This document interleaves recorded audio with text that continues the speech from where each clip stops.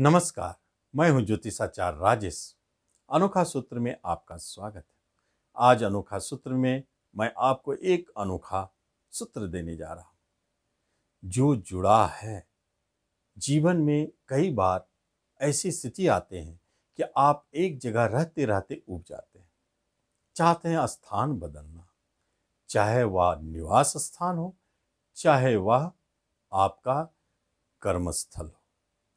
Business भी बदलना चाहते हैं तो वह भी हो। अब देखना है होता क्या है।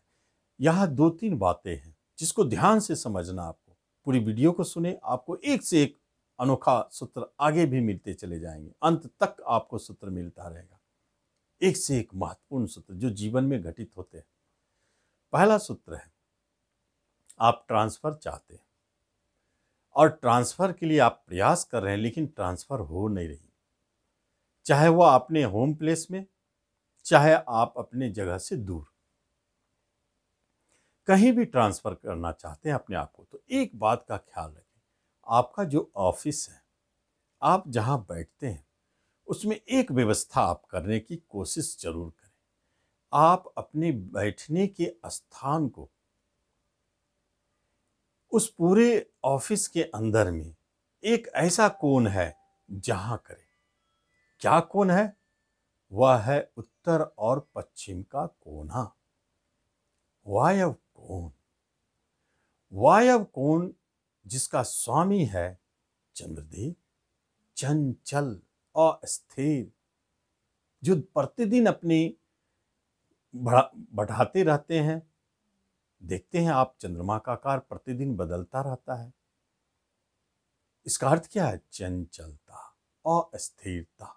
वहां मन जरूर अस्थिर होगा, चंचल होगा, भागने का मन करेगा, लेकिन वहां यदि आप हिम्मत करके रुक जाते हैं तो आपका वहां ट्रांसफर संभव है।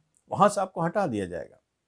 सेक्शन बदल जाएंगे, डिपार्टमेंट बदल जाएंगे, स्थान बदल जाएंगे, ऑफिस बदल जाएंगे, या एक जगह से दूसरे जगह डिस्ट्रिक्ट और स्टेट भी बदल सकते हैं। यह एक युक्ति है, तरीका है कि हम कैसे अपने आप को ट्रांसफर करवा लें। अब दूसरी बात है कि उसी वायव्य कोण, वायव्य मतलब होता है हवा का कोना, वहां कोई चीज टिकता नहीं है, स्थिर नहीं रहता है। इसमें बहुत सारे ट्रिक्स छुपे हुए हैं, लेकिन आज मैं ट्रांसफर, स्थान परिवर्तन से जुड़े हुए ट्रिक के बारे में बता रहा हूं। यदि आप बिजनेस बदलना चाहते हैं, आपको एक बिजनेस में मन नहीं लगता है, आप चाहते हैं कि बिजनेस को बदल दें, तो आप अपने ऑफिस में बैठने का स्थान वायव्य कोण कर दें। आप वहां स्थिर ही नहीं रह पाएंगे, टिक ही नहीं पाएंगे। जो वायव्य कोण पर जिनका ऑफिस बैठने का स्थान है, वहां बैठते हैं, आप देखेंगे वह अधिक देर तक वहां नहीं बैठ पाएंगे।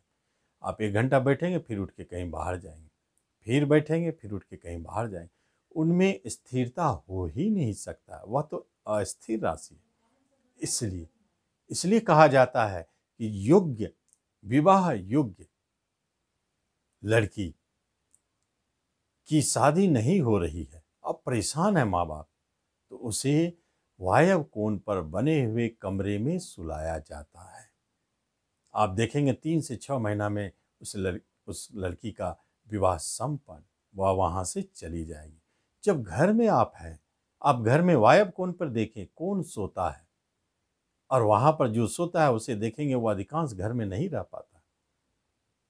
इसका कारण यही है। इसलिए वायव्य कोण पर हम लोग बहुत सोच समझ कर निर्माण करते हैं और गेस्ट रूम बनाते हैं।